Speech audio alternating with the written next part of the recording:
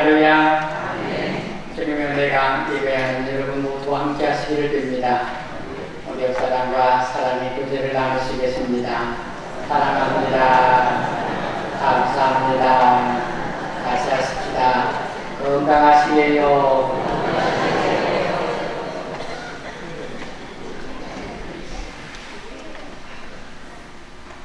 요즘 사회적으로 큰 이슈가 되는 일이 있습니다. 그의 이름과 김영란법입니다. 우리 김영란 집사가 만든 법입니다. 김영란법이 오늘 우리 사회에 큰 이슈가 되고 있어요. 김영란법은 서로 업무상 관련이 있는 사람들의 청탁과 접대 문화를 규제하고자 하는 법입니다. 건축에 관계된 기업가와 건축하는 공무원 또는 여러 같은 분야에서 서로 이렇게 주고받을 수 있는 관계에 있는 사람들 사이에 청탁 그리고 접대 문화 이런 것을 규제하는 것이 김영란법의 내용이 되겠습니다. 우리 사회는 오래전부터 접대 문화가 발달되어 왔습니다. 크고 작은 선거부터 공적인 일까지 업무와 관련된 일부터 사사로운 일까지 우리 사회는 이 접대 문화가 일상화되어 있습니다. 기업이나 사회 사업을 하는 분들은 옛날에 흔히 술상무라는 것을 주어왔습니다. 혹시 기억나실지 모르겠습니다.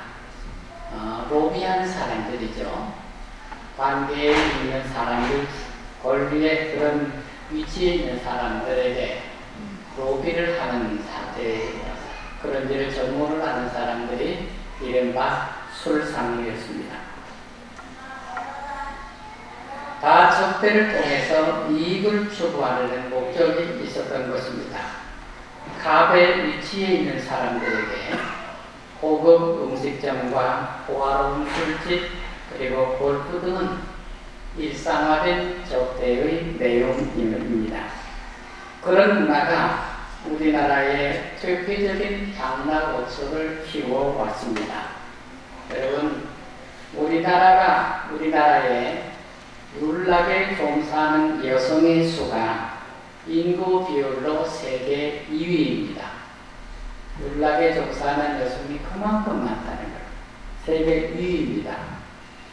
우리나라 부패 지수가 선진국은 도저히 따라가지 못하고 개발도상국 그런 나라와 비교해서 세계 9위입니다. 이게 우리나라가 심각한 상태에 있다는 것을 말해주고 있습니다. 이런 게 서로 다 연결되어 있습니다. 김영란법을 불편하게 여기시는 분들이 많습니다. 하지만 우리나라가 이 총체적인 위기 상황에서 이 법은 중요한 위치를 갖고 있습니다. 나라가 보통 어려운 게 아닙니다. 나라가 지금 보통 혼란스러운 게 아닙니다. 여러분 누구든지 이 법을 존중하고 이렇게 따라가야 나라가 새로워질 수 있는 가능성이 있는 거죠. 그렇게 해야 됩니다. 이 법의 핵심은 접대를 받으려 하지 말고 자기 먹은 것을 자기가 계산하라는 것입니다. 골프장에 가지 말라는 게 아니에요. 골프 치러 가요. 고급 술집 가지 말라는 게 아닙니다. 가라니까요. 고급 음식점 가요. 다 가요. 그런데 돈은 남들은 내게 하지 말고 지가 내라는 거예요. 이게 법의 핵심입니다. 골프장 못 가게 하는 게 아니에요. 술집 못 가게 하는 것 아니고 고급 음식 한 상에 10만 원씩 하는 거 그거 먹지 말라는 게 아닙니다. 먹어요. 그런데 남들은 내게 하지 말고 기도로 내라는 자기가 내라는 거예요. 자기가 놀고 자기가 먹었고 자기가 마셨으면 자기가 내라는 거예요. 이게 이 법의 핵심입니다. 그래야 나라가 건강해진다. 그래야 이 백성이 온전해진다는 것입니다. 그럴 때 일이 바르게 처리된다는 것입니다. 온갖 구호들이 있어요. 비틀어져 있어요. 그러니 국민들이 이 법의 취지를 이해를 하고 모두가 같이 동참해 가야 나라가 건강해질 수 있다는 걸 우리가 이해를 해야겠습니다. 돈이 사람의 관계에 끼치는 중요한 영향력이 있습니다. 선한 영향력으로 보면 사람을 살리는 힘이 있어요. 돈은요, 사람을 살립니다. 돈은 관계를 키웁니다. 돈은 사랑의 실천을 할 수 있는 그런 능력이, 선한 영향력이 있는 것입니다. 그런데 다른 측면, 반대 측면을 보면 돈이요, 사람을 억울하게 만듭니다. 억울한 사람을 만들어요. 비틀어지게 합니다.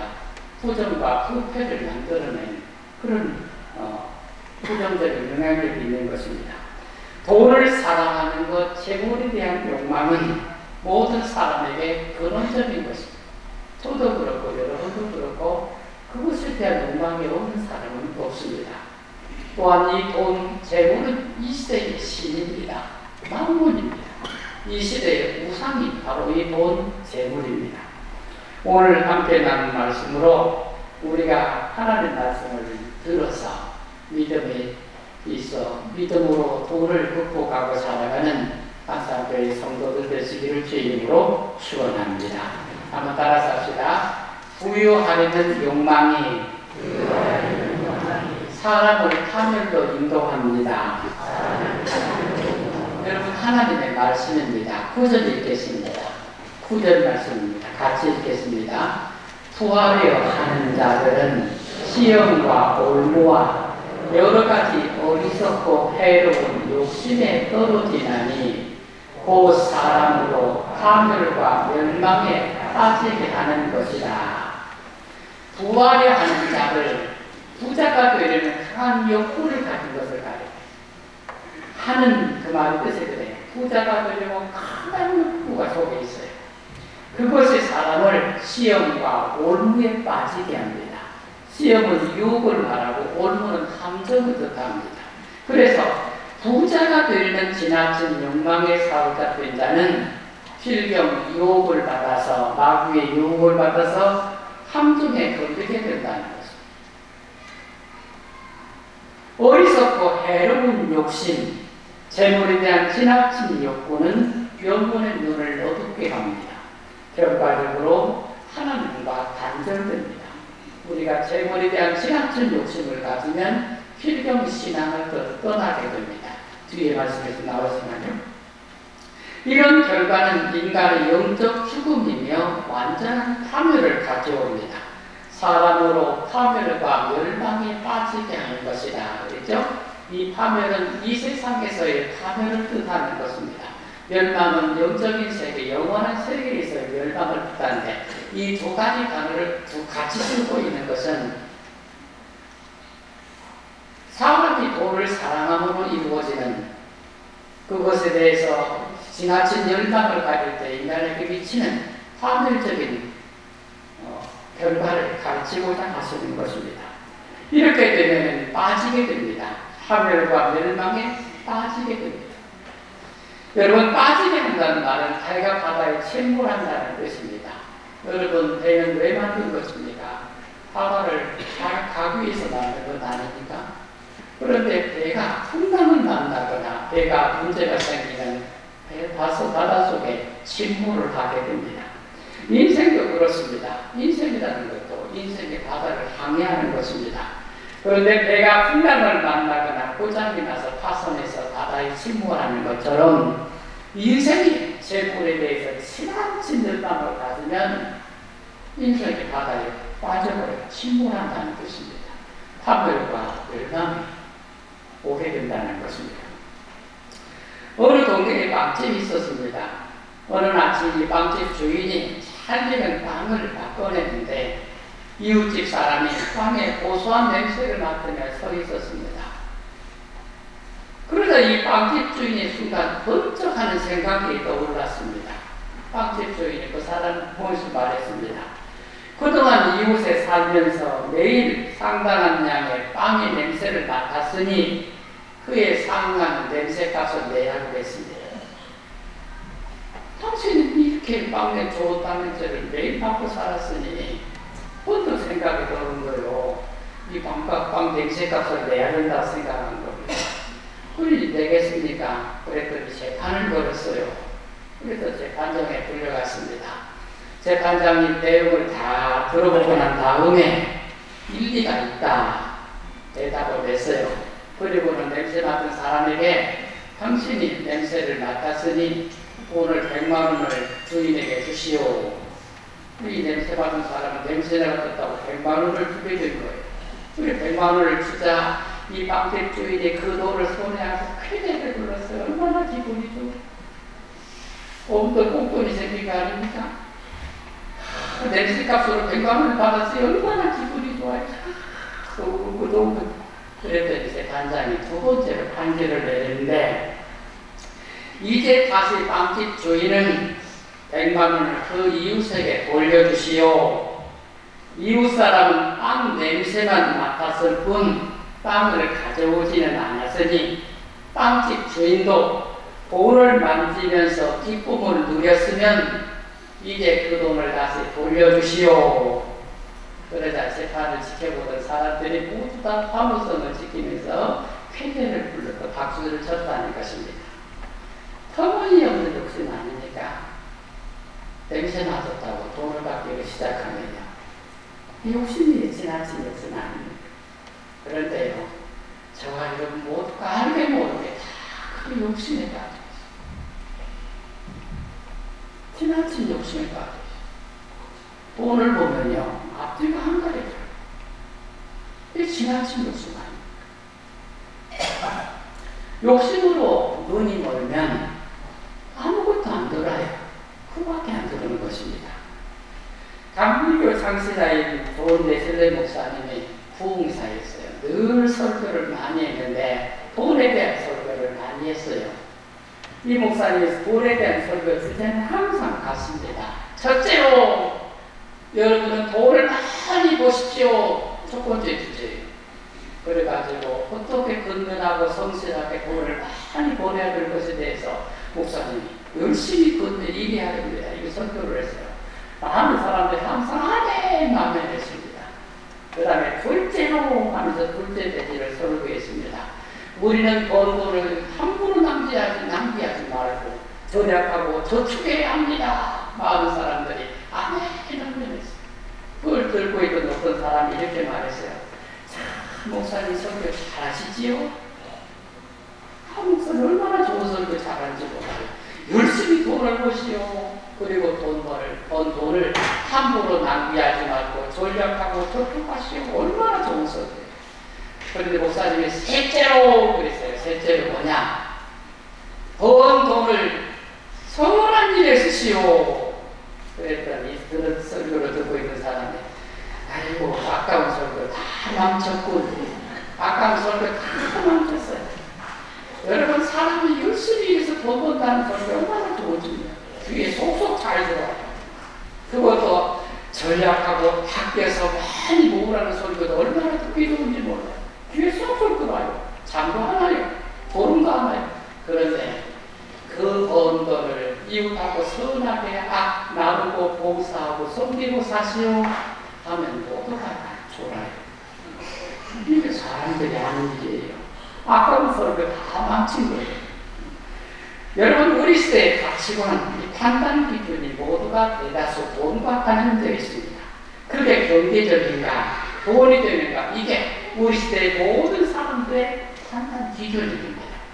성경은 돈이 죄라고 말씀하시지 않습니다. 성경은 돈을 사랑하지 말고 있는 말을 족한 줄로 알라고 가르칩니다. 돈은 필요한 것이지만 돈을 욕심으로 다루어서는 안 된다는 것을 가르치는 것입니다. 돈이 죄라고 말씀하시잖아요. 돈은 필요한 거예요. 그런데 그 돈을 욕심으로 다루지 말라고 말씀하시는 것입니다. 예수는 우리가 하나님과 재물을 겸하여 섬길 수 없다고 하셨습니다. 저와 여러분은 재물이 우리 삶에 필요한 것이라는 것을 다 잘 압니다. 하지만 이 일에 지나쳐서는 안 되는 것입니다. 재물을 선하게 벌고 선하게 사용하려는 의지가 있어야 합니다. 그게 우리의 정신이고 그리스도인의 영성이 되어야 됩니다. 정직하게 벌고 선하게 본다는 정직하게, 여러분 돈을 정직하게 벌어요. 그리고 선한 일에 사용하고, 이게 그리스도인의 영성이 되어야 한다는 것입니다. 언제나 돈을 욕심으로 대하지 말고, 돈이 비록 물질이지만 돈을 정신으로 대하는 한사교회 성도들 되기를 제 이름으로 축원합니다. 돈을 욕심으로 대하지 말고 돈을 쥐었으면 정신으로 대하자. 영성으로 봐야 돼. 물질이지만 영성으로 접근해야 우리가 욕심에 치우치지 않을 수 있는 것입니다. 두 번째 말씀을 나누시겠습니다. 돈을 사랑합시다. 좀 이상하지 않습니까? 그렇죠? 돈을 사랑합시다. 이건 하나님 말씀이 아닌 것 같아요. 여러분이 목사님이 아무리 말씀해도 저건 하나님 말씀이 아니에요. 다 알아들어야 돼. 그게 살아있는 영으로. 그 영으로 살아있는. 한번 따라서 돈을 사랑합시다. 이상하다는 사람은 말하지 않는. 그죠? 그러면 안 돼요. 이건 하나님 말씀이 아니에요. 그러면 하나님 말씀이 무엇입니까? 따라서 합시다. 돈을 사랑하면 믿음에서 떠납니다. 이게 하나님 말씀입니다. 그런데 여러분, 돈을 사랑합시다 하면 모두가 눈이 번쩍 돼요. 돈을 사랑합시다. 온 눈이 번쩍 돼요. 돈을 사랑하면 믿음에서 떠나게 됩니다. 이게 하나님의 말씀입니다. 두 번째 말씀 읽어보겠습니다. 10절입니다. 같이 읽겠습니다. 같이 읽겠습니다. 돈을 사랑함이 일만 악의 뿌리가 되나니 이것을 탐내는 자들은 미혹을 받아 믿음에서 떠나 많은 근심으로 자기를 찔렀도다. 돈을 사랑함이 일만 악의 뿌리가 된다. 사랑한다는 말은요, 탐욕을 뜻하는 거예요. 우리가 누구를 위해서 사랑하는가 하고요, 돈을 사랑하는가 하고 의미가 달라요. 이 말이 탐욕을 뜻하는 단어예요. 돈 그 자체는 악하지 않으나 그것에 탐욕을 품게 될 때 악이 탄생한다는 뜻입니다. 일만 악의 뿌리라 했습니다. 돈이 모든 악의 유일한 근원이다. 돈이 모든 악이다. 그런 뜻이 아니야. 재물을 지나치게 탐하게 되면 나쁜 결과가 온다는 것을 강조하는 것입니다.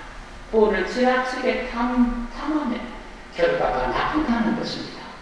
이것을 탐내는 자들이 탐내다는요, 여러분 막 갈 것과 있어 막 뭔가 쥐려가는 거 있죠? 속이 있어요. 막 것을 잡으려고 이게 탐내다는 뜻이에요. 항상 갈망하고 있습니다. 저녁때나 그것만 생각. 이러한 사람들은 위협을 받아서 믿음에서 떠나게 됩니다. 떠난다는 말은 궤도에서 이탈한다는 뜻이에요. 우리가 걸어가야 될 바른 길이 있어요. 우리 인생에 바른 길이 있는데 그 길에서 벗어나는 것은 그게 떠나는 것입니다. 많은 근심으로 자기를 찔렀도다 했죠? 근심은 슬픔을 뜻하는 단어예요. 찔렀다는 말은 반품하다는 뜻인데, 여러분 고기점에 가면 고기를 갈고리를 탁 꿰어가지고 걸어놨죠? 이게 찔렀다는 거죠. 갈고리에 꽉 걸려가지고 그의 인생의 슬픔에 ጭ고 돈을 지나치게 탐하면요, 그의 인생이 행복하지 않아. 슬픔에 탁 걸려가지고 꽉 꿰어서 걸려있는 그런 뜻이에요. 지나치게 돈을 생각하는 사람은 근심에 꿰어서 걸려있는 것입니다. 지나친 탐욕을 마음에 품은 사람은 신앙보다 물질에 더 관심을 갖게 됩니다. 그래서 결국은 신앙을 잃고 방황을 하게 됩니다. 그뿐만 아니라 극심한 슬픔으로 고통을 받게 됩니다. 돈 때문에 고통을 당하는 사람이 얼마나 많습니까? 여러분, 돈 때문에 행복한 사람 몇이나 될까요? 돈 때문에 행복한 사람 많지 않습니다. 돈 때문에 고통당하는 사람이 훨씬 많습니다. 돈을 열망하였지만 돈이 사람을 얼마나 고통스럽게 하는지 모릅니다.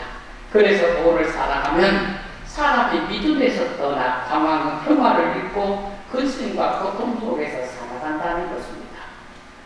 돈을 사랑하면 믿음에서 떠나 근심으로 불신에 찔려 있어요. 평안을 잃게 됩니다.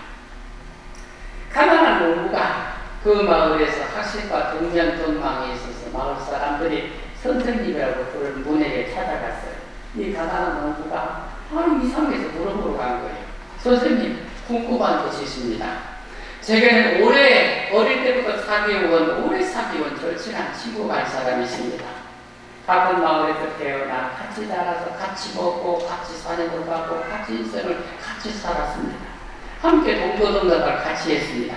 그런데 이 친구가 어느 날 장사로 돈을 엄청 벌더니 친구가 싹 변했습니다. 이제는 길에서 만나도 아는 척도 하지 않습니다. 인사는 그냥 저를 모른 척하고 지나갑니다. 어떻게 그럴 수 있죠? 어떻게 그럴 수 있죠? 농부의 말을 들은 이 선생님이 웃으면서 말했습니다. 이쪽으로 와서 창을 바라보겠나 하면서 유리창 너머로 밖을 보게 했어요. 무엇이 보이나? 예, 산도 보이고 들도 보이고 사람도 보입니다. 그러다니 선생님이 다시 말했습니다. 이쪽으로 가서 거울을 보게. 뭐가 보이나? 예, 선생님, 저밖에 안 보입니다. 그런 것에 사람은 볼을 갖고 있지 않을 때는 자네가 창문을 통해서 보는 것처럼 모든 것을 그대로 볼 수 있지. 그러나 재물이 조금 생기면 유리류에 뭘 발라놓은 것처럼 자기 밖에는 아무것도 보이지 않네. 사람이 돈이 생기면 마음속에 뭐가 찾아가지고 다른 게 안 보인다. 사람이 돈을 없을 때는 모든 것을 제대로 인간관계도 돈이 개입하지 않으면 순수하게 살아가죠. 그런데 인간관계에 돈이 개입을 하면 그들부터는 다른 방법으로 순수함에 사라지게 됩니다. 그래서 사람이 돈을 가지면 돈밖에 안 보여요. 그리고 자기밖에 안 보인다는 것입니다. 여러분은 어떻습니까? 여러분, 왜 우리가 돈 때문에 다투는 일이 생기죠? 여러분, 형제와 이웃이 안 보이기 때문 아닙니까? 돈만 보이는 거예요. 형제와 이웃이 사람이 안 보여요. 그러니까 돈 때문에 같이 다투게 되는 것입니다. 러시아 작가 톨스토이가 이렇게 말했어요. 아, 돈이요. 돈 때문에 얼마나 많은 슬픈 일이 이 세상에 일어나고 있는가. 가난을 없애는 방법은 두 가지다. 하나는 재산을 늘리는 것이고 또 하나는 욕망을 줄이는 것이다. 전자는 우리의 힘으로 해결하기에 한계가 있지만 후자는 언제든지 마음가짐으로만 으로도 가능하다. 가난을 없애는 방법, 재산을 늘리든지 아니면 마음가짐을 재산을 늘리는 것은 누구나 할 수 있는 일이 아니에요. 그러나 내 마음가짐을 단정히 하는 일은 누구나 할 수 있는 일이다. 이 톨스토이가 바보 이반이라는 단편 소설을 썼어요. 이 톨스토이는요, 자기가 아버지가 부자였어요. 아버지가 영주였어요. 자기가 유산을 다 물려받았어요. 그런데 그는 자기의 모든 유산을 가난한 동료들에게 다 나눠줬어요. 정말로 좋은 그리스도인이에요. 그러면서 위대한 작품들을 세상에 남겼죠.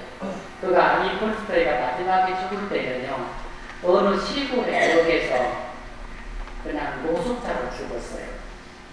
자기 것 하나하나 빈손으로 살다가 어느 시골역에서 노숙자로 죽었어요. 이게 톨스토이의 삶이에요. 이 톨스토이가 쓴 바보 이반이라는 단편 소설의 내용입니다. 어느 부자 농부가 있었는데 그에게 아들 셋이 있었어요. 첫째 이름은 세명, 둘째는 가라스, 셋째가 이반입니다. 그 위에 마리아나라는 딸이 하나 있었어요. 이 첫째 아들 세명은 군인으로 성공을 했습니다. 둘째 카라스도 돈을 많이 벌어서 출세를 했어요. 이반은 장애인인, 귀가 안 들리고 말 못하는 장애인인 누이 동생을 돌보면서 농사짓며 살았어요. 세미온은 귀족의 딸과 결혼을 했고 둘째 타라스도 거부가 되어서 사람들로부터 민족과 그렇게 살았어요. 부러움 갖고 살았어요. 그런데 이 이반은 형들처럼 돈도 명예도 없이 말 못하고 귀가 안 들리는 두 동생을 돌보면서 착하게 살았어요. 사람들은 그렇게 사는 이반을 바보라고 불러요. 그래서 소설 제목이 바보 이반입니다. 톨스토이는 그 소설의 제목을 바보 이반이라고 불렀습니다. 톨스토이는 이 소설에서 사람의 참된 삶을 말하고자 했고 말해주고자 했던 거죠. 모두가 가지고 모두가 소유하고 모두가 많이 소유하고 남을 지배하려는 세상에서 남을 돕고 봉사하고 살아가는 사람이 비록 세상 사람들의 눈에는 바보 같아 보이지만 그렇게 살아가는 것이 참된 인간의 삶이라는 것을 이 짧은 소설 통해서 말하고자 했던 것입니다. 어떻게 사는 것입니까? 인간답게 살아가는 것. 마음도 가지고 많이 가지고 영성을 얻고 부귀를 누리고 그게 인간이냐? 나누고 섬기고 봉사하고 돌보고 누군가를 위하며 살아가는 그게 인간다운 것이다. 그게 참된 인간의 삶이다. 이걸 말하고자 했던 것입니다. 비록 바보 같아 보이지만 그렇게 살아가는 것이 참된 인간의 삶이라는 것입니다. 사랑하는 여러분, 삶을 욕심으로 살려 하지 말고 기쁨으로 살아가시기를 주의 이름으로 축원합니다. 욕심으로 살자. 욕심으로 살아가는 끝없는 갈증이 속에 있어. 아이고 해도 갈증이 나요. 소금을 먹은 사람처럼요. 소금을 먹은 사람처럼 마셔도 갈증이에요. 삶을 욕심으로 살아가는 것. 그런데 하나님 우리에게 준 삶은 성경을 아무리 읽어봐 삶은 기쁨이에요. 삶은 기뻐하고 삶은 정말로 기뻐해요. 하루하루 살아가는 것. 나와 관계하고 내가 만나고 내가 느끼고 살아가는 하루하루가 삶은 기쁨이에요. 욕심이 아니에요. 그래 삶을 욕심으로 살지 말고 기쁨으로 살아가면 우리가 물질에 대한 욕심이나 세상에 대한 욕심 이런 것으로부터 우리가 자유로울 수 있다 생각됩니다. 돈에 대한 욕심이나 집착은 우리 마음의 눈을 어둡게 하고 정신을 혼미하게 만들어서 믿음에서 떠나가게 합니다. 열심히 일하되 주어진 것에 만족하고 삶을 하루하루를 기쁨으로 살아가는 한산교회 성도님들 되시기를 주의 이름으로 축원합니다. 기도드리겠습니다. 하나님 아버지, 우리를 도와주시기를 원합니다. 우리가 주의 말씀을 같이 나눴습니다. 하나님께서 우리에게 주신 모든 물질을 하나님은 적으로 알고 우리에게 주신 삶을 기쁨으로 살아가게 하시며 언제나 나누고 베풀고 누군가를 도와주며 선하게 세상을 살아갈 수 있는 우리 모두가 되게 하여 주시옵소서. 예수님 이름으로 기도드립니다.